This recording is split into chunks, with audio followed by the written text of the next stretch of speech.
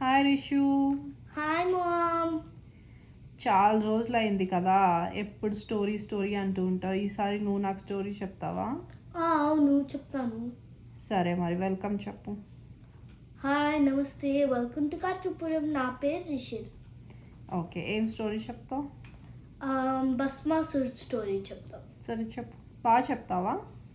బాగా చెప్తా. సరే చెప్పు మరి. ఒకసారి ఒక రాక్షసుడు ఉంటారు. ఆ రాక్షసుడి పేరు భస్మాసురుడు.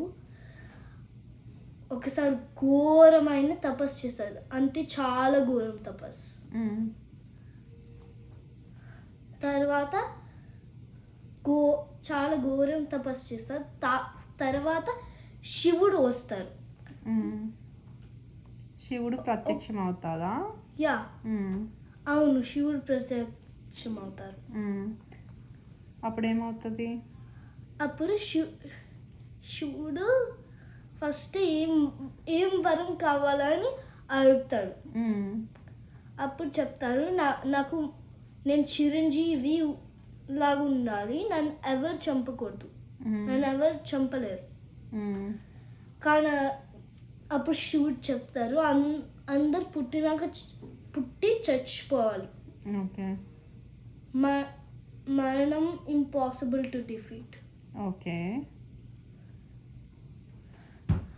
అప్పుడు భస్మాసుడు చెప్తారు, నేను ఎవరైనా చేతి పెడితే వాళ్ళ తల మీద వాళ్ళు భస్మం అయిపోవాలి. అప్పుడు శివుడు చెప్తారు, నువ్వేం చేసినా లోక కళ్యాణంకి చేయాలి, కానీ లోక వినాశానికి చేయకూడదు అని చెప్పారు. కానీ ఈ వరం కావాలంటే నేను ప్రసాదిస్తున్నా అని చెప్తారు. అప్పుడు భస్మాసురుడు అవును కావాలి అని చెప్తారు, అదే వరం కావాలి అని చెప్తారు. సో భస్మాసురుడు రాక్షసుడు కాబట్టి గుడ్ కాకుండా బ్యాడ్ వరం కోరుకుంటాడా? అవును. ఓకే. అప్పుడు ఏమవుతుంది అంటే శివుడి మీద టెస్ట్ చేస్తారు. ఫస్ట్ ఏం చెప్తారంటే, భస్మాసురుడు నీ మీద వర్క్ అవుతే అప్పుడు ఎవరైనా మీద వర్క్ అవుతుంది కదా, నువ్వు దేవుడివి కదా. సో నేను నీ పైన నా చేతి పెడతా, నీ తల పైన. అప్పుడు శివుడు హెడ్ మీద హ్యాండ్ పెట్టడానికి ట్రై చేస్తారు, కానీ శివుడు ఇలాగ పారిపోతూ ట్రై చేస్తున్నాడు, పారిపోవడానికి. శివుడు తప్పించుకోవడానికి శివయ్య చూస్తున్నారా? సో భస్మాసురుడు ఎంత ఘోరమైన తపస్సు చేశాడు? ఇలా చేశారు. ఓకే. భక్త, హే భక్త, ప్రియ భస్మాసురా, కళ్ళు తెరు నాయన, కళ్ళు తెరు. ఏంటి తండ్రి, వచ్చావా తండ్రి? వచ్చాను భక్త, నీ తపస్సుకి మెచ్చి కైలాసం నుండి వచ్చాను. నీకేం వరం కావాలో కోరుకో నాయనా. నేను చిరంజీవి అవ్వాలి, నన్ను ఎవరు చంపకూడదు. లోక విరుద్ధమైన కోరికను ప్రసాదించలేను.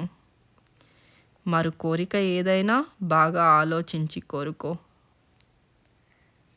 నా చెయ్యి ఎవరైనా తల మీద పెడితే వాళ్ళు భస్మం అవ్వాలి.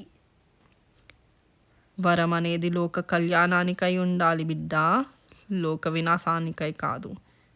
అయినను ఇది ఏ కోరిక కావాలేనన్నా ప్రసాదించదా? అవును, అదే కోరిక కావాలి. తదాస్తు. ప్రభు, మీరు దేవుడు కదా, మీ వరం మీ మీద పరీక్షిస్తున్నా. నా చెయ్యి మీ తల మీద పెడతాను. ఆగు శివ, ఆగు శివ. అలా వెళ్తున్న శివయ్య వెనకాల భస్మాసురుడు. తర్వాత ఏం జరిగింది? అప్పుడు విష్ణుమూర్తి ఉంటారు కదా, శివుణ్ణి ప్రొటెక్ట్ చేయడానికి మోహిన అవతారం లాగా వస్తున్నారు. అప్పుడు భస్మాసురుడు చూసి మురిసిపోతారు. శివుడు గురించి మర్చిపోయి ఆ మోహిని వెనకాల పడుతున్నారు. ఓకే. అప్పుడు చెప్తారు భస్మాసురుడు, నేను నిన్ను మ్యారీ చేయాలి, నువ్వు చాలా అందంగా ఉన్నావు. అప్పుడు చెప్తాను మోహిని, నన్ను ఎవరైనా నాట్యంలో డాన్స్లో బీట్ చేస్తే వాళ్ళు నన్ను మ్యారీ చేయొచ్చు. సో అప్పుడు పెళ్లి చేసుకోవచ్చు అని చెప్తుందా? అప్పుడు చెప్తారు. అప్పుడు అన్నీ స్టార్ట్ చేస్తారు ఇలాగ డాన్సింగ్. సడన్గా మధ్యలో ఇలాగ వేసుకుంటారు ఎవరు? మోహిని. అప్పుడు అలాగ భస్మాసురుడు వరం మర్చిపోయి అలాగ వేసుకుంటారు. అప్పుడు ఏమైంది? అప్పుడు ఆయన భస్మం అయిపోయాడు. భస్మం కుప్ప కింద మారిపోయాడా? అవును. ఓకే, గుడ్ స్టోరీ, బాగా చెప్పావు, చాలా బాగుంది. అయితే మరి ఈ స్టోరీలోంచి నువ్వేం నేర్చుకున్నావు? ధర్మం వరాలు, ఓన్లీ గుడ్ వరాలు కోరుకోవాలి. అలాంటి రాక్షస వరాలు అలా కోరుకోకూడదు. బ్యాడ్ వరాలు అలాంటివి అన్నీ కోరుకుంటే ఏమవుతుంది? నువ్వు అలాగే నీకు యూజ్ అవ్వదు. నువ్వే అండ్ ఆ వరం నీకు యూస్లెస్ అవుతుంది, నిన్నే చంపుతుంది ఒకరోజు. It is harmful to self. ఒకరోజు మనకే నష్టం కలిగిస్తుంది అలాంటి వరాలు, అంతేనా? సరే, నాకు ఇంకొక డౌట్ ఉంది, నీకేమనిపిస్తే చెప్పు. ఇప్పుడు శివుడు అంటే ఈ లోకానికే తండ్రి కదా, శివయ్య కదా,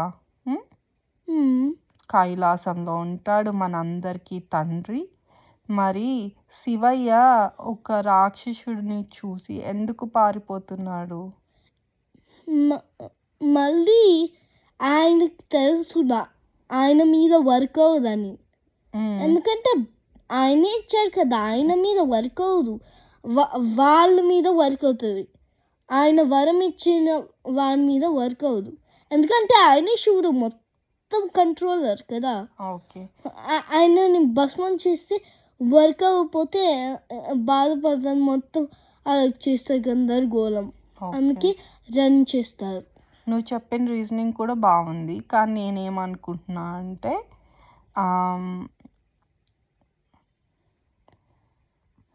శివుడు మనందరికీ ఒక లెసన్ నేర్పించడానికి అలాంటి ఒక సినారియో క్రియేట్ చేశారని అనుకుంటున్నాను.